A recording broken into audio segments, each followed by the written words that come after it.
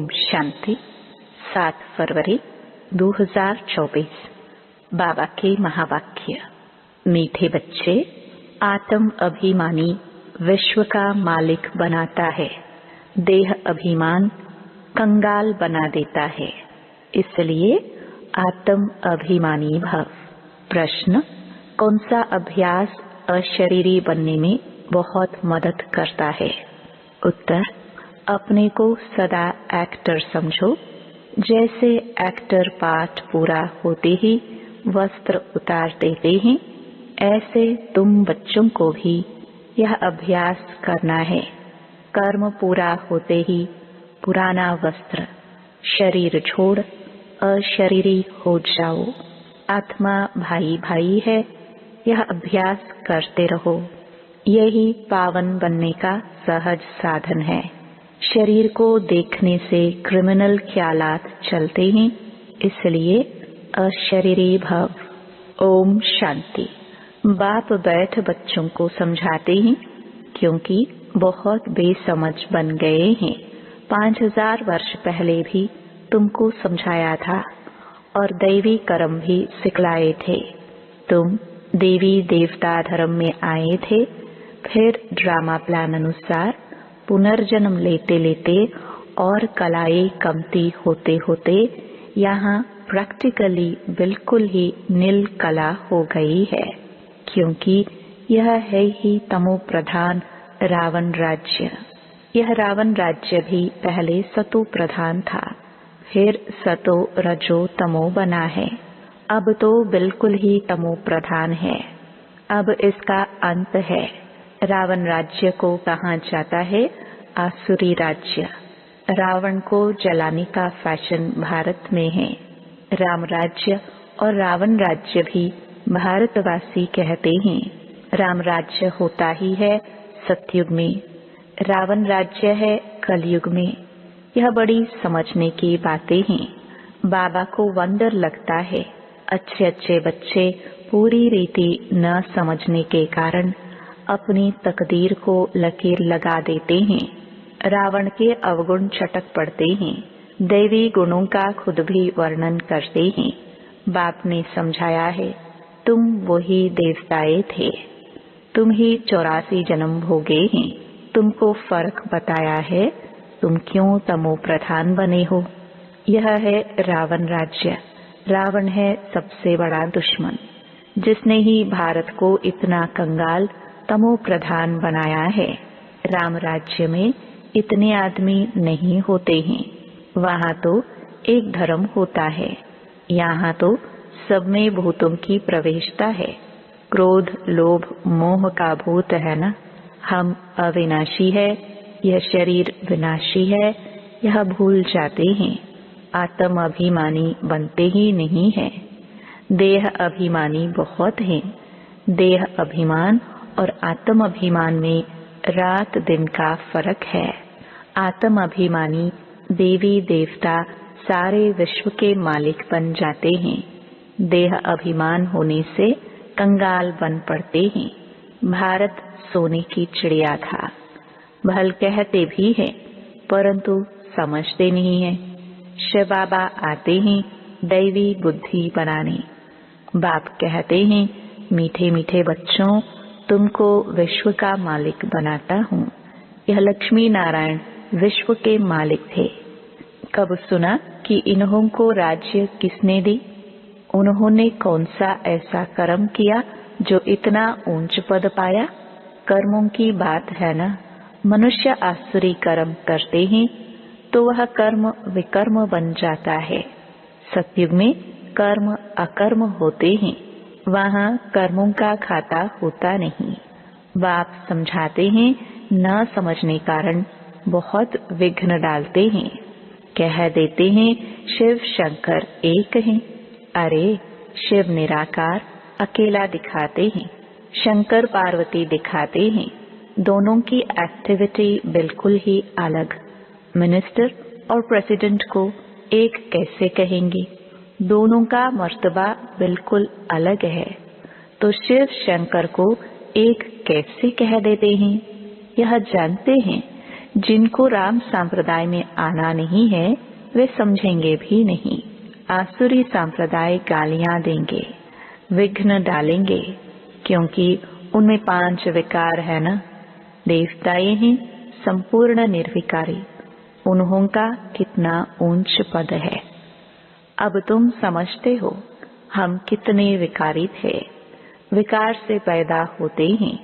सन्यासियों को भी विकार से पैदा होना है, फिर सन्यास करते हैं। सतयुग में यह बातें नहीं होती। सन्यासी सतयुग को समझते भी नहीं, कह देते हैं सतयुग है ही है। जैसे कहते हैं श्री कृष्ण हजीरा हजूर है, राधे भी हजीरा हजूर है। अनेक मत मतांतर, अनेक धर्म है। आधा कल्प दैवी मत चलती है जो अब तुमको मिल रही है।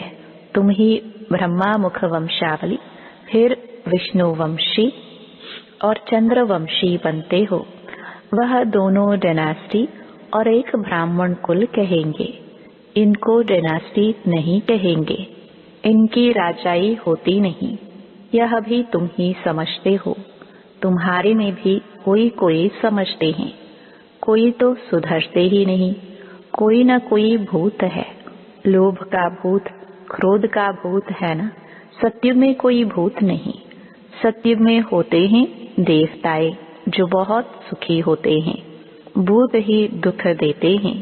काम का भूत आदि मध्य अंत दुख देता है। इसमें बहुत मेहनत करनी है।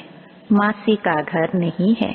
बाप कहते रहते हैं भाई बहन समझो तो क्रिमिनल दृष्टि न जाए।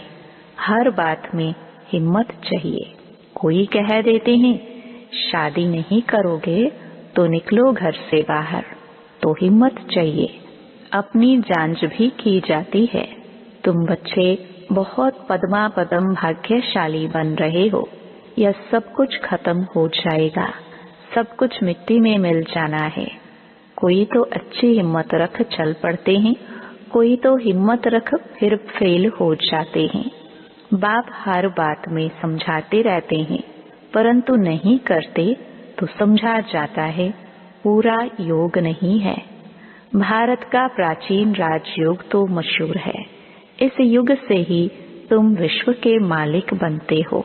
पढ़ाई है सोर्स ऑफ इनकम। पढ़ाई से ही नंबरवार तुम ऊंच पद पाते हो। भाई बहन के संबंध में भी बुद्धि चलायमान होती है। इसलिए बाप इससे भी ऊंच ले जाते हैं कि अपने को आत्मा समझो, दूसरे को भी आत्मा भाई भाई समझो। हम सब भाई भाई हैं तो दूसरी दृष्टि जाएगी नहीं। शरीर को देखने से क्रिमिनल ख्यालात आते हैं। बाप कहते हैं बच्चे अशरीरी भव, देही अभिमानी भव। अपने को आत्मा समझो।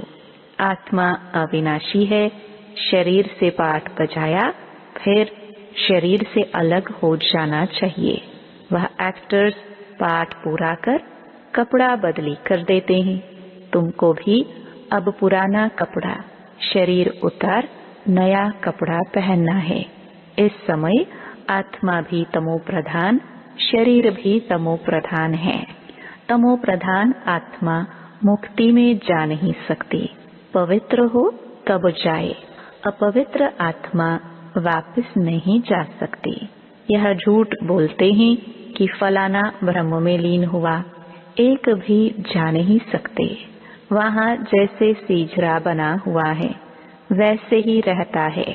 यह तुम ब्राह्मण बच्चे जानते हो। गीता में ब्राह्मणों का नाम कुछ भी दिखाया नहीं है। यह तो समझाते हैं प्रजापिता ब्रह्मा के तन में प्रवेश करता हूँ तो जरूर एडॉप्शन चाहिए। वह ब्राह्मण है विकारी, तुम हो निर्विकारी। निर्विकारी बनने में बहुत सितम सहन करने पड़ते हैं। यह नाम रूप देखने से बहुतों को विकल्प आते हैं। भाई बहन के संबंध में भी गिर पड़ते हैं। लिखते हैं बाबा हम गिर पड़े, काला मुंह कर लिया। बाप कहते हैं वाह, हमने कहा भाई बहन होकर रहो। तुमने फिर यह खराब काम किया, उसकी फिर बड़ी कड़ी सजा मिल जाती है। वैसे कोई किसको खराब करते हैं तो उनको जेल में डाला जाता है। भारत कितना पवित्र था। जो मैंने स्थापन किया उनका नाम ही है शिवालय। यह ज्ञान भी कोई में नहीं है। बाकी शास्त्र आदि जो है वह सब भक्ति मार्ग के कर्म कांड है। सतयुग में सब सदगति में है, इसलिए वहाँ कोई पुरुषार्थ नहीं करते। यहाँ सब गति सदगति के लिए पुरुषार्थ करते हैं, क्योंकि दुर्गति में है। गंगा स्नान करने जाते हैं तो गंगा का पानी सदगति देगा क्या? वह पावन बनाएगा क्या? कुछ भी जानते नहीं। तुम्हारे में भी नंबरवार हैं। कोई तो खुद नहीं समझते तो दूसरों को क्या समझाएंगे। इसलिए बाबा भेजता नहीं, गाते रहते हैं, बाबा आप आएंगे तो आपकी श्रीमत पर चलकर देवता बनेंगे। देवताएं रहते हैं सतयुग और त्रेता में। यहाँ तो सबसे जास्ती काम विकार में फंसे हुए हैं। काम विकार बिगर रह नहीं सकते। यह विकार है जैसे माई बाप का वर्षा। यहाँ तुमको मिलता है राम का वर्षा, पवित्रता का वर्षा मिलता है। वहाँ विकार की बात नहीं होती। भक्त लोग कहते हैं श्री कृष्ण भगवान है, तुम उनको 84 जन्मों में दिखाते हो। अरे भगवान तो निराकार है, उनका नाम शिव है। बाप कितना अच्छी रीति समझाते हैं, तरस भी पड़ता है। रहम दिल है ना। यह कितना अच्छे समझदार बच्चे हैं। भक्का भी अच्छा है। जिसमें ज्ञान और योग की ताकत है तो वह कशिश करते हैं। पढ़े लिखे को सत्कार अच्छा मिलता है, अनपढ़े को सत्कार नहीं मिलता है। यह तो जानते हो इस समय सब आसुरी संप्रदाय है, कुछ भी समझते नहीं है। शिव और शंकर का अंतर तो बिल्कुल क्लियर है। वह है मूल वतन में, वह सूक्ष्म वतन में।